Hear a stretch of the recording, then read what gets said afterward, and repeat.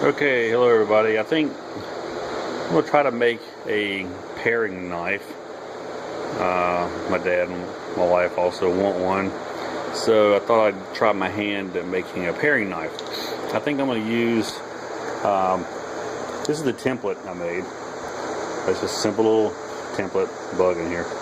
And you can see it's just cardboard, traced on a piece of paper. And kind of give it a general shape. And you can see that's about the size it's going to be. I think it's 4.5 and 4.5, something to that effect. Or maybe it's, I don't remember, I'll measure later. But anyway, there's a mosquito in here.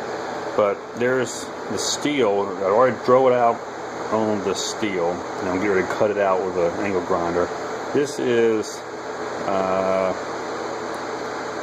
1090, well, it doesn't want to focus. Anyway, I'll read it. 1095 high carbon steel, 1/8 inch thick by 1/2 inch wide. So, first step I'm going to do is cut this steel right in here, and then trim it off to these places here. And then after that, I'll start actually working on the steel itself. But anyway, that's the first step, or actually the second step. First step is making a template, transferring that onto the steel, and then then cutting it out. So we'll see how that goes. Hold on.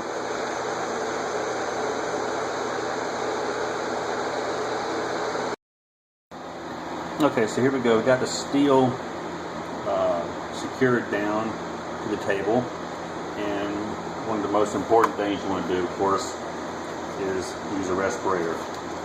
You don't want to breathe in dust and steel and whatnot, and wear gloves and take your time. I'm going to trim off this first piece, kind of hard to see from this angle. This little first piece, and I'm going to cut it in half, and then we'll go to the actual wheel grinder and clean it up a little bit. But this is basically just showing you how to do the angle grinding. It'll be a little bit loud, so you may have to adjust your volume and whatnot. But I'll see what I can do about taking it down.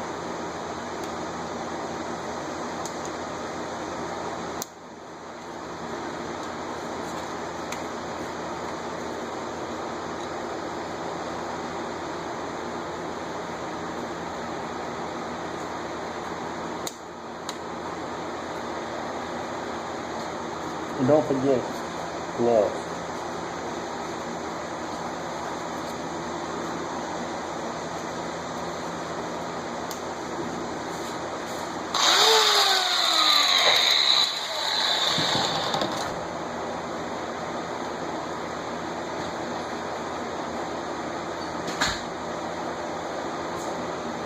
I had to let my cat back in the house. Okay, here we go.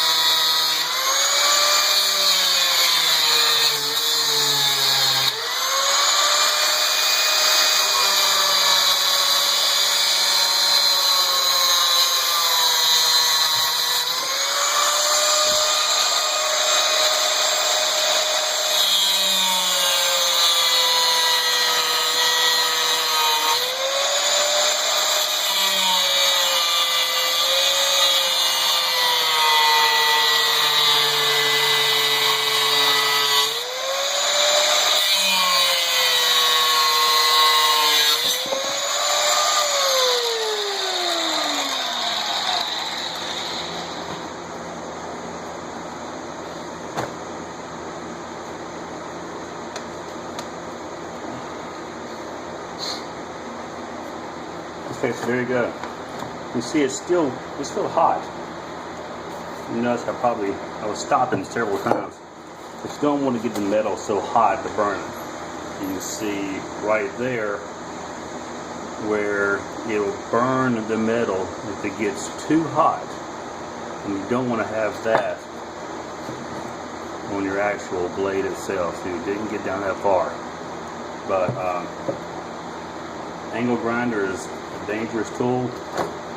So be careful working with them. Wear eye protection, gloves, and respirator.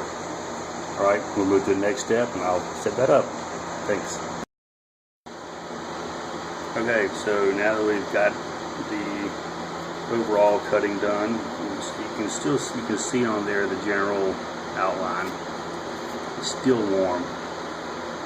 One thing to also be careful of is after you cut the angle grinder, you can see those edges. Very sharp. Anywhere you cut, very sharp.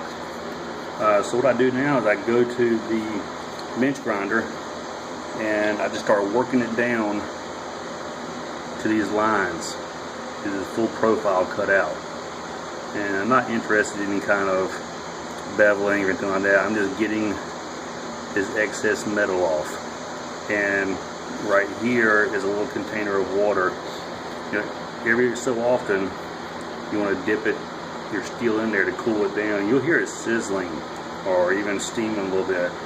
You don't want to burn the metal like I showed you with the other piece over there.